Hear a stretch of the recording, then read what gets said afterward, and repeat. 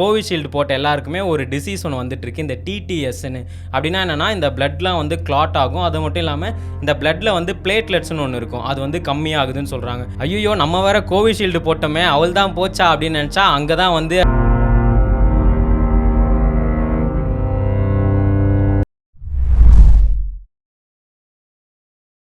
இப்போ recent டேஸ்லலாம் social மீடியாவில் பார்த்தோன்னா என்ன வேக்சின் போட்டேன், கோவிஷீல்டா இல்லை கோவேக்சினா அப்படின்னு. நான் வந்து கோவிஷீல்டு தான் போட்டேன். அதுக்கு உடனே எல்லாரும் அவள் தான் லைப்பை தொலைச்சிட்டியடா அப்படின்னு. என்னடா சொல்கிறீங்கன்னா, ஆமாம் கோவிஷீல்டு போட்ட எல்லாருக்குமே ஒரு டிசீஸ் ஒன்று வந்துட்டுருக்கு, இந்த டிடிஎஸ்ன்னு.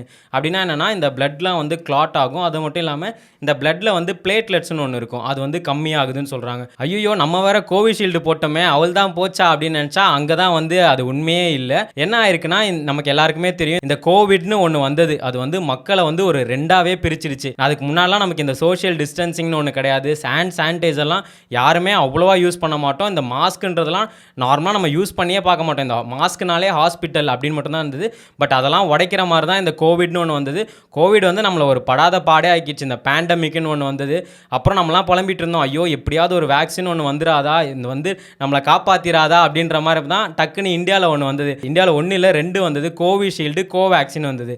ஸோ நம்ம எல்லாருமே வந்து கோவிஷீல்டு தான் போட்டேன். நான் கோவிஷீல்டு போட்டேன். நீ நான் போட்டேன்? எனக்கு என்ன போட்டேனே ஞாபகம் இல்லை. எனக்கு அது போடுறதுக்கும் இன்ட்ரெஸ்ட்டும் இல்லை. சரி ரொம்ப இது பண்ணாங்க. அதுக்கப்புறம் வந்து மால் கண்டிப்பாக போகணுன்னா நம்ம போட்டாகணுன்னால ஒரே ஒரு டோஸ் போட்டால் என்ன டோஸ் போட்டேன்னு எனக்கு சரியா ஞாபகம் இல்லை. அதுதான் நம்ம வந்து நிறைய பேர் வந்து புரட்சியான நோனோ நான் போட மாட்டேன், என் உடம்புல என்ன போகணும் நான் தான் முடிவு பண்ணணும், என்னாலாம் போட முடியாது அப்படின்னா.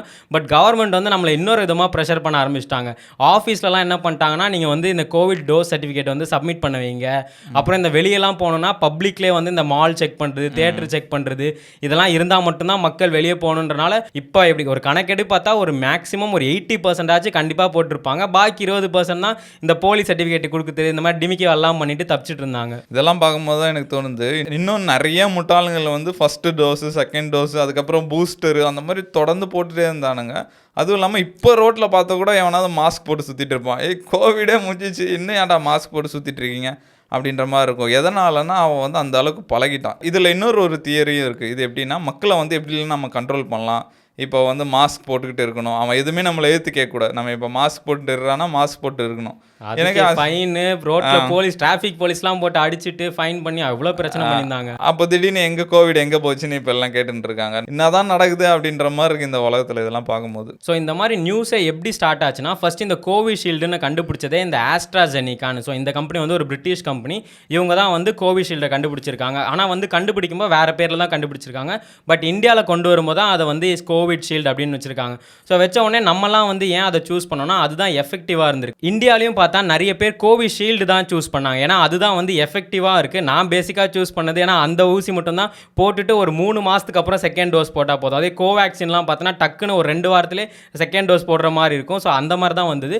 அதே இல்லாமல் கோவிஷீல்டு தான் பார்த்தோன்னா எஃபெக்டிவாக இருந்திருக்கு. ஒரு 91% கிட்ட எஃபெக்டிவாக இருந்திருக்கு. கோவேக்சின் வந்து ஒரு 73 அந்த அளவுக்கு தான் இருந்திருக்கு. ஸோ இப்போ இந்தியாவில் கணக்கெடு பார்த்தா நிறைய பேர் கோவிஷீல்டு தான் போட்டிருக்காங்க. அதனால தான் எல்லாருக்குமே ஒரு பயம் வந்திருக்கு. இந்த டிடிஎஸ்ன்ற டிசீஸ் எங்கே ஸ்டார்ட் ஆச்சுன்னா, இந்த மாதிரி இங்கிலாண்டில் வந்து ஒருத்தருக்கு வந்து வேக்சின் போட்டதுக்கப்புறம் ஒரு கொஞ்ச நாளுக்கு அப்புறம் வந்து தலைவலிக்க ஆரம்பிச்சிருக்கு. என்ன டாக்டர் கிட்ட போய் ஸ்கேன்லாம் பண்ணி பார்க்கும்போது தான் அவரோட பிரெயினில் வந்து பிளட் கிளாட் ஆக ஆரம்பிச்சிருக்கு. அப்புறம் தான் அவர் சொல்கிறாரு, நான் இந்த மாதிரி ரீசெண்டாக ஊசி போட்டேன், இந்த வேக்சின் எடுத்தேன், அதனால தான் எனக்கு இந்த மாதிரி ஆயிருக்குன்னு அவர் கம்ப்ளைண்ட் ரைஸ் பண்ணுறாரு. கம்ப்ளைண்ட் ரைஸ் பண்ணி அது கோர்ட்டுக்கும் போகுது.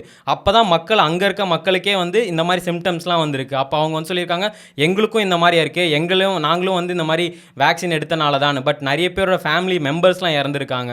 ஸோ எல்லாமே வந்து இந்த வேக்சின்னால தான் மட்டும் அப்படின்ற மாதிரி இங்கே வந்து இங்கிலாந்து கோர்ட்டில் ஒரு கேஸ் ரெஜிஸ்டர் ஆகுது. ஸோ இதை வந்து இங்கிலாந்து கோர்ட் வந்து கேட்குது அந்த கம்பெனி கிட்ட, இந்த மாதிரி உங்களால் இப்படி சொல்கிறாங்க, என்ன நீங்கள் இதுக்கு பதில் சொல்ல போகிறீங்கன்னு கேட்கும்போது அவங்க சைடில் லீகலாக சொல்கிறாங்க, இது வந்து நாங்கள் ஒன்றும் நார்மலாக கண்டுபிடிக்கல, இது வந்து WHO ரெக்கமெண்ட் பண்ணி, ஏன்னா அவங்க தான் வந்து நமக்கு ரெக்கமெண்ட் பண்ணாங்க, இந்த மாதிரி ஒரு வேக்சின் வந்திருக்கு, இது வந்து 18 வயசுக்கு மேலே இருக்கவங்களாம் தாராளமாக போடலாம் அப்படின்னு அவங்க தான் ரெக்கமெண்ட் பண்ணாங்க. இது எப்படி ஒரு நார்மல் WHOலாம் ஒரு நார்மல் வேக்சினை விடுவாங்க, நாங்கள் எல்லாமே ப்ராப்பராக சப்மிட் பண்ணோம், அந்த மாதிரி சப்மிட் பண்ணுறாங்க. பட் மக்கள் இன்னொரு சைடு சொல்கிறாங்க, இல்லை எங்களுக்கு வேக்சின் போட்டனால மட்டும்தான் இந்த மாதிரி வந்திருக்குன்னு. அந்த கேஸ் ஒரு 2021 அந்த மாதிரி போட்டாங்க. அந்த கேஸ் இன்னும் இழுத்து வந்து இப்போ ரீசெண்ட் டைமில் தான் அந்த கம்பெனியை என்ன பண்ணியிருக்காங்கன்னா ஒரு பேப்பர் சப்மிட் பண்ணியிருக்காங்க. அந்த பேப்பரில் தான் சொல்லியிருக்காங்க, இந்த மாதிரி டிடிஎஸ்னு ஒரு டிசீஸ் பரவறதுக்கு வாய்ப்பு இருக்குது, பட் அது வந்து ரொம்ப ரேரான கேஸ் தான், எல்லாருக்குமே வராது. ஃபர்ஸ்ட் இந்த டிடிஎஸ் என்னன்னா த்ரோம்பாசிஸ் வித் த்ரோம்போசைட்டோனியா சிண்ட்ரம். அதான் நான் முன்னாடியே சொன்ன மாதிரி ஃபர்ஸ்ட் பிளட் பிளட் கிளாட் ஆகுமா, அப்புறம் இந்த பிளட் பிளேட்ஸ்லாம் வந்து கம்மியாகுமா.